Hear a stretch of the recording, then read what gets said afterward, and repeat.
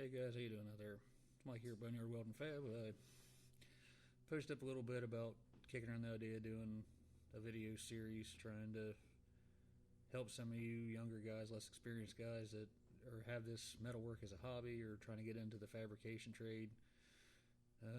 Maybe it's something you've never done before. You want to, you just don't know where to start. You're confused. There's a lot of information out there, both good and bad. So figured I'd do just a quick little teaser video here on something that most people call BS on as soon as they hear it. Others that can do it or have done it, they know how it works. But I'm not going to go into great detail, but just going to show you a little trick that might make your life easier in a pinch.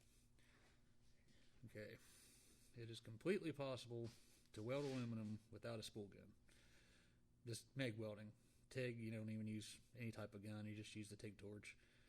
There's also stick aluminum welding, which we'll get into later, but right now I'm just going to focus on running a MIG without a spool gun. Maybe you got a piece that's broken, you don't want to drop a couple $100 on a spool gun, maybe your welder is not capable of running one. So all things considered, you can run aluminum without a spool gun. It's a little tricky to get set up. Once you know what you're doing, it's pretty simple, pretty straightforward. So the first thing you got to do is you got to have a machine capable of running in spray transfer or globular transfer instead of short circuit or short arc like a standard, like you would on basic steel. Now, you ask different people, there's a lot of variables. A lot of people say, well, spray transfer happens around 21 volts and up. Some say 20, some say 19. A lot of it's determined on the wire speed, the size of your wire, type of shielding gas used, so on, so on. Once again, there's a lot of variables there. We're not going to get into that all right now. So to weld aluminum, you need 100% pure argon. No CO2, no 75-25 mix, no tri-mix, 100% pure argon. Same with a TIG welder. This is one thing you cannot vary on. You got to have the right shielding gas or this will not work. It'll make a mess. You'll pull your hair out trying to figure out what's going on. It's just not good. 100% pure argon. Next thing, there's several different types of aluminum MIG wire. Once again, I'm not going to go into all the different alloys, all that other stuff. But you got to have the right wire for the job. So I'm taping on my cell phone, so kind of bear with me here a little bit. What we're going to do, get over here a little bit.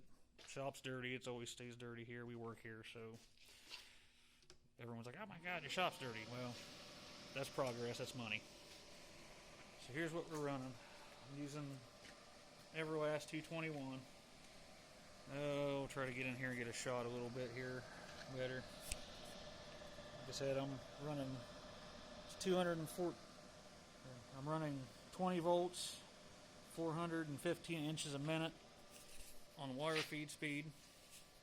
I got a piece of aluminum tube here that I've cleaned up a spot on. That's the main thing with working with aluminum. There's 3 C's: clean, clean, and clean again. So any type of dirt, contamination, oxidation level or layer, anything like that has to go. As soon as you strike an arc, it'll suck all that impurities right in your weld. You'll get porosity, you'll get really bad results. Lack of penetration, lack of fusion. Yes, those are different things. Just clean, acetone, stainless wire brush. You don't want to force anything into the material. Anything that's touched steel, don't use it on aluminum. Same with stainless. So you want a dedicated stainless bristle wire brush to clean your aluminum with. Once again, contaminate the material, bad things happen. It's just no go. So once again, bear with me. I don't really have a phone stand here, but I'm going to set this thing down, run a bead real quick with this setup. I'll show you how it works.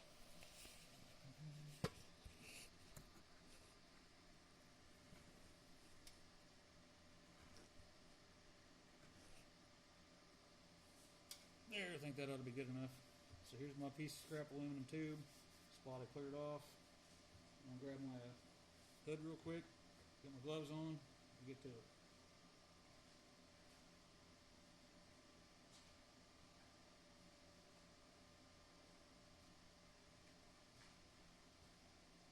Again, talked about doing some reviews on some tools later on. I'll cover this hood once you get going a little bit. It's actually the Vulcan Arc Safe hood from Harbor Freight. Actually worked pretty good hood for the money.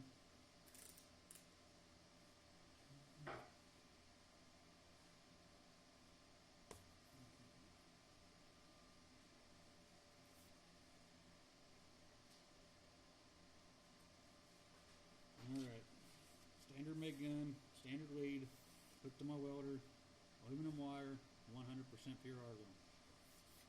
Aluminum tube. Let's give it a run.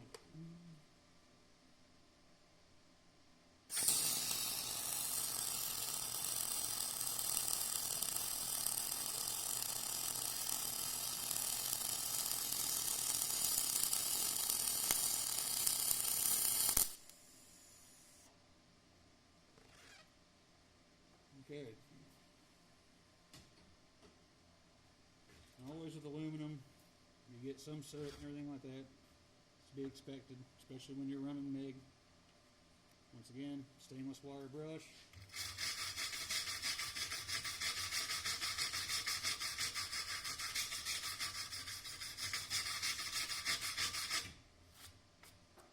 Clean that up a little bit.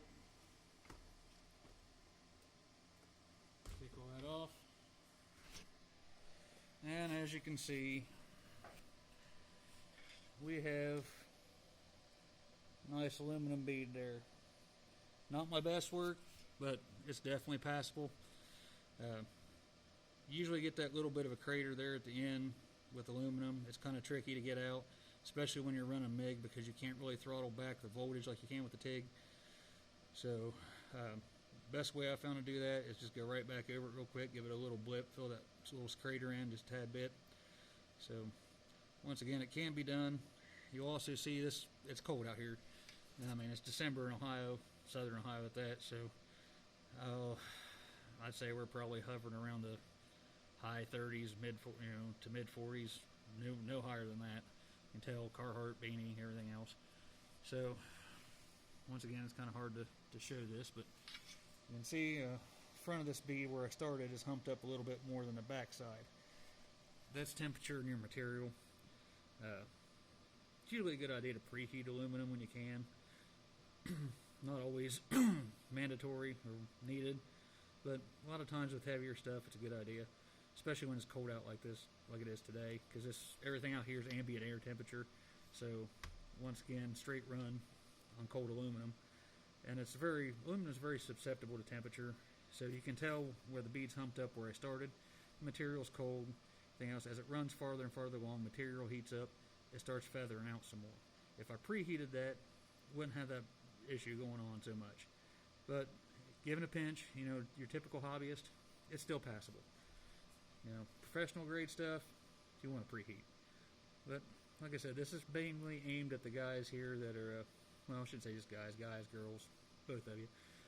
Whichever one is looking to get started in this entry level stuff.